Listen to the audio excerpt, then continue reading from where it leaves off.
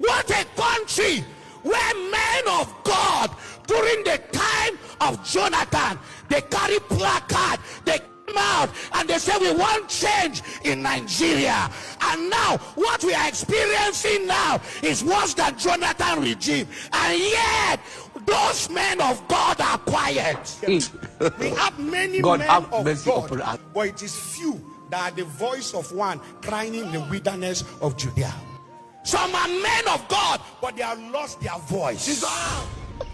There are men of God who have lost their voice. They can't talk because they have eaten the grape of corruption.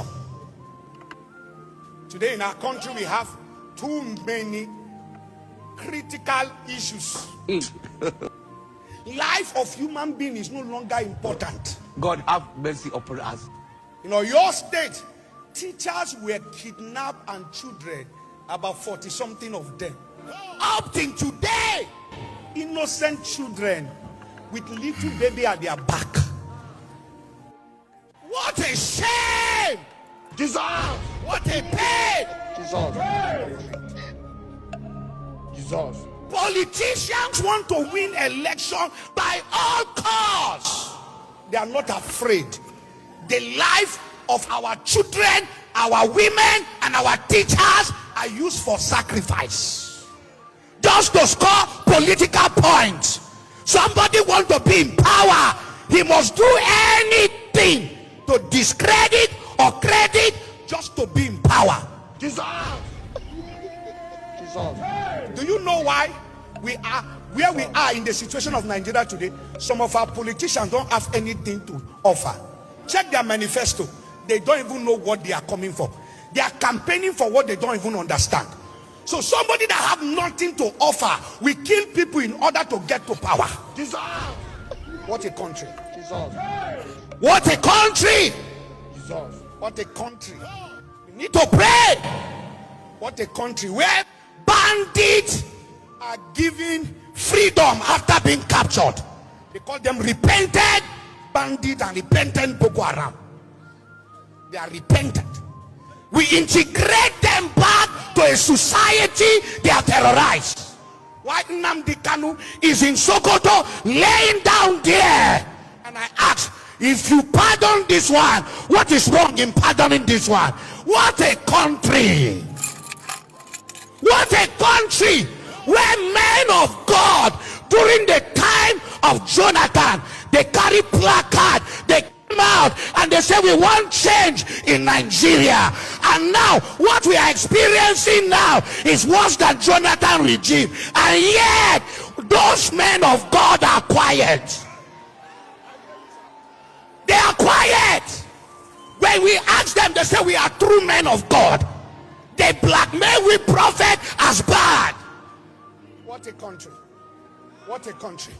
Where fry pan is calling kettle black. What a country.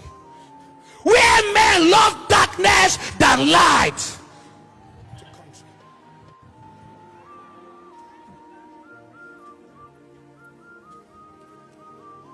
Pastors are seeing the killing in Jos, seeing the killing in Borno, seeing the killing in Oyo, Kwara. They are not talking, but they are talking against their fellow pastor, Boko Haram preacher, Boko Haram apostles. They are terrorists terrorizing the kingdom. When it comes to your brother in the kingdom, you have revelation. When it comes to situation of the world, of the sinners, you have nothing to say. Shame unto you. We are not many. We are not many.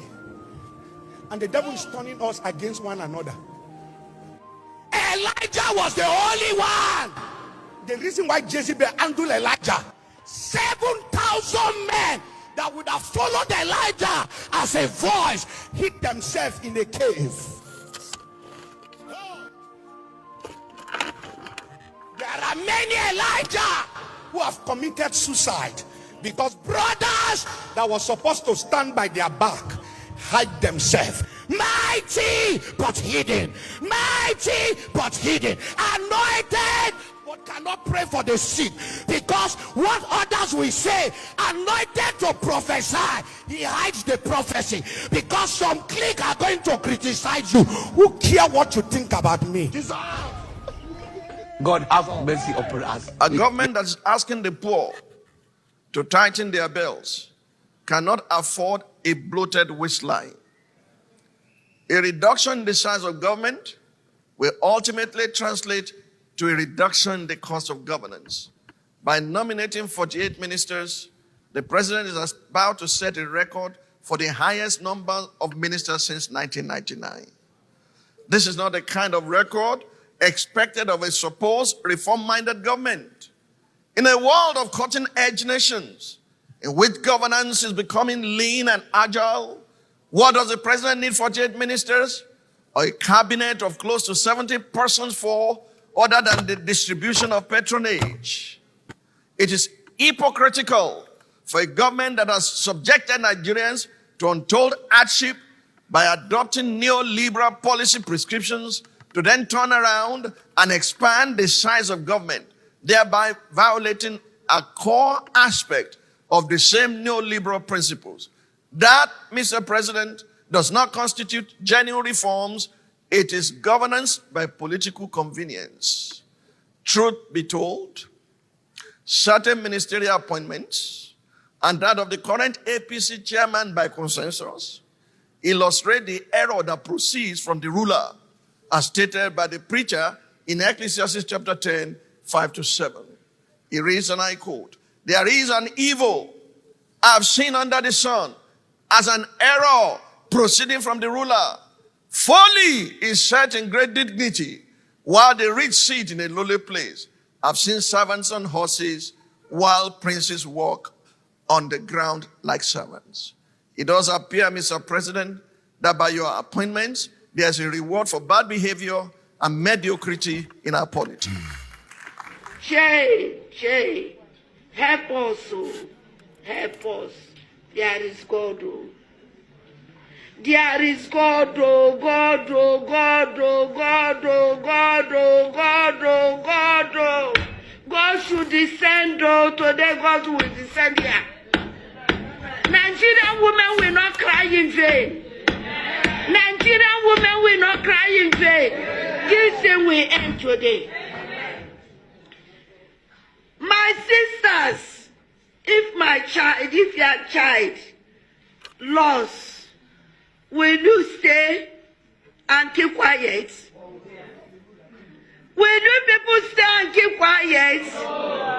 The presidency now is calling you, come, I want to help you. You don't want to appear. Will you agree? No. Now the first lady is calling you, come, I want to help you. Come to find your child, your missing child. Will you keep quiet? No. Child, there is God, oh. There is God, oh. The bloods we are sharing, there is God, oh. There is God, oh. There is God, oh. There is God.